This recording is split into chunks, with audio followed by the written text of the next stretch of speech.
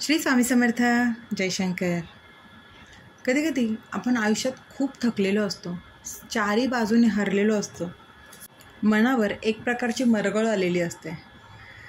आपण विचारत असतो की आपण एवढं चांगलं वागूनही आपल्याबद्दलच लोक असे का वागतात. या हरलेल्या आयुष्यामध्ये आपल्याला आपल्या या कोमजलेल्या आयुष्याला पालवी फुटणारा आधार म्हणजे गुरु. आणि सगळ्यात महत्त्वाचं, आपण जेव्हा गुरुचा आधार घेतो तेव्हा आयुष्याचं सोनं होतं. आणि आपणच आपला प्रकाश व्हायचं असतं. आपणच आपल्या हरलेल्या आयुष्याला मार्ग दाखवायचा असतो आपल्या गुरूंच्या मार्गदर्शनाखाली. त्यामुळे ही एक छोटीशी कविता आहे जी माझी स्वतःची आहे. आणि आपणच आपल्याला कसा प्रकाश दाखवायचा, काय करायचं, त्यावर ही कविता आहे. चल उठ, तुझेच तुला करायचे आहे. या अंधाऱ्या वाटेवर तुझा प्रकाश तुलाच व्हायचे आहे. नकोस थांबू आता, नको करूस कुणाचा विचार. आहे सोबत शंकर बाबांचा आधार. गुरूंच्या मार्गदर्शनाखाली सापडेल तुला नवी वाट. स्वामींच्या आशीर्वादानेच होईल नक्कीच तुझ्या आयुष्यात सोनेरी पहाट. शंकर बाबा, गुरु आई, स्वामी सोबत असताना उगाच का चिंता व्यर्थ करी. शंकर बाबा, गुरु आई, स्वामी सोबत असताना उगाच का चिंता व्यर्थ करी.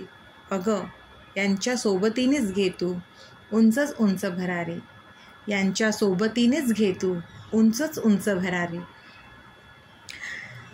ही कविता स्वामींच्याच आशीर्वादाने, कृपेने अशा या छोट्या कविता सुचतात, पण त्याचा अर्थ फार खोलवर असतो. खरंच आहे, आपणच आपल्याला स्वतःला प्रकाश द्यायचा असतो. आपणच आपल्या आयुष्याला आकार द्यायचा असतो. प्रयत्न आपण करायचे असतात. त्या प्रयत्नांना साथ स्वामी नक्कीच देतात.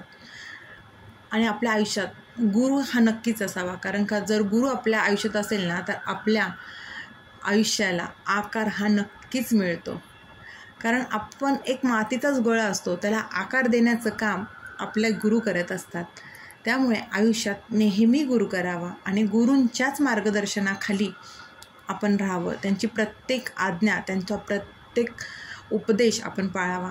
आपले स्वामीही आपले गुरुच आहेत. पण आपल्या ह्या आयुष्यामध्ये मनुष्यरूपी जर गुरु असेल तर अतिउत्तम. कारण का स्वामींची शिकवणही आपण अंमलात आणली तर नक्कीच आपण स्वामींच्या मार्गदर्शनाखाली राहतोच. पण कधीकधी स्वामींचे संकेत आपल्याला कळत नसतात. त्यामुळे आयुष्यात गुरु असावेत, नक्कीच गुरु करावेत. आणि ही कविता आवडली असेल तर नक्की